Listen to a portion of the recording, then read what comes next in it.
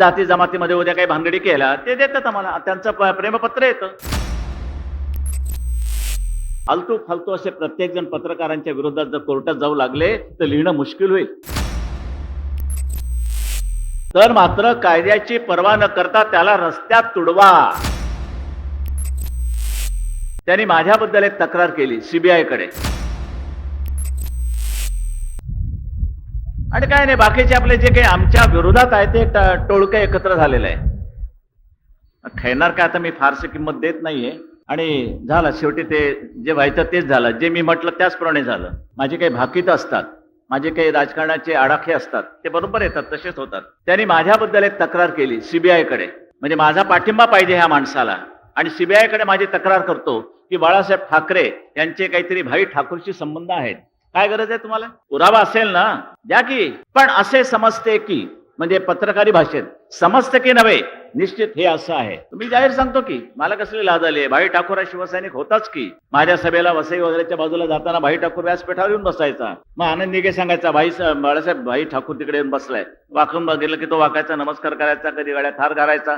एकेकाळचे सगळे शिवसैनिक बदलले सगळे, त्यानं आमचे काही संबंध नाहीत. पण सीबीआयला कळवण्यासारखं काय होतं? ज्यांचा तुला पाठिंबा पाहिजे त्या माणसाच्या बाबतीत काड्या घालतोस. बरं, तुमच्याबरोबर जमलेलं टोळकं कोणचं? तिनही कर. बरं, त्याच्यानंतर हे जेबी डिसोजा, ज्यांचं थोबाड आत्ताच फुटलं, उपडे पडले आणि दात पडले.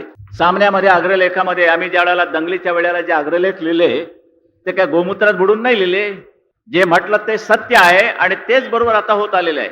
आणि उद्या असं धरून चाललं की इमामांना पेन्शन देण्याची पाळी या महाराष्ट्र सरकारने महाराष्ट्रावर जर आणली, कारण हा पैसा तुमचा आहे, तुमच्या खिशातनं करोडरूपाने गेलेला, तिथे जमलेला, तुंबलेला, तो त्यांना वाटतात. आणि ह्याच्यावर जर मी तडाडून कडाडून लिहिलं, तुम्ही माझ्यावर केस घालता. आणि एक फालतू कोणीतरी जेबी डुसाचा उठतोय आणि तो सांगतोय की हे अग्रलेख असं आहे. त्याच्या काय, त्या अग्रलेखामुळे झालं काय? शेवटी कोणाचं नुकसान झालं, कोणाचा फायदा झाला? या तरुणांमध्ये जर देशाभिमान जर विनवायचा नसेल तर मग कशामध्ये विनवायचा? म्युन्सिपाल्टीच्या नळात?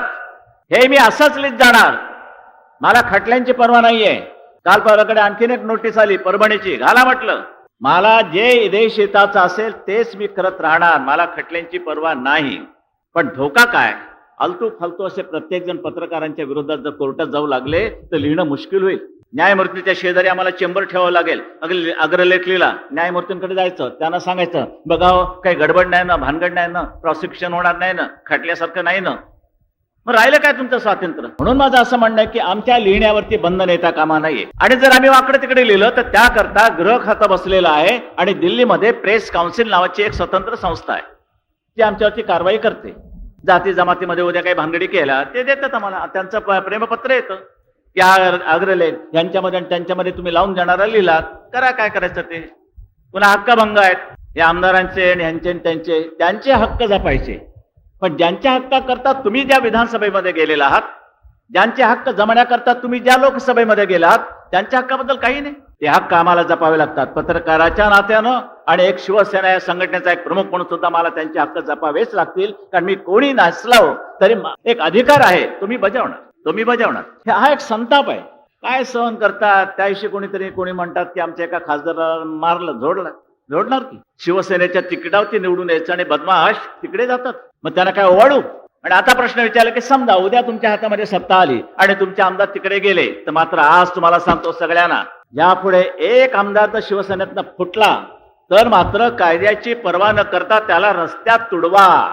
आणि महिलांनी ते एक चांगलं काम बजावं. जाम काय अगदी काळं वेळ अगदी वाटतं ते त्याच्या अगदी अंगावरती नाचला तरी चालेल, पण ह्या भडव्यांना अशीच शिक्षा झाली पाहिजे.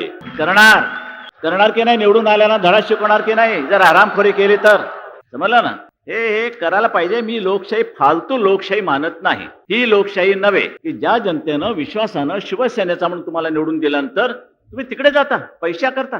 सरकार आलं होतं की, शिवसेनेचं सरकार आलं होतं, पण शिवसेनेचा मुख्यमंत्री होता कामा नये.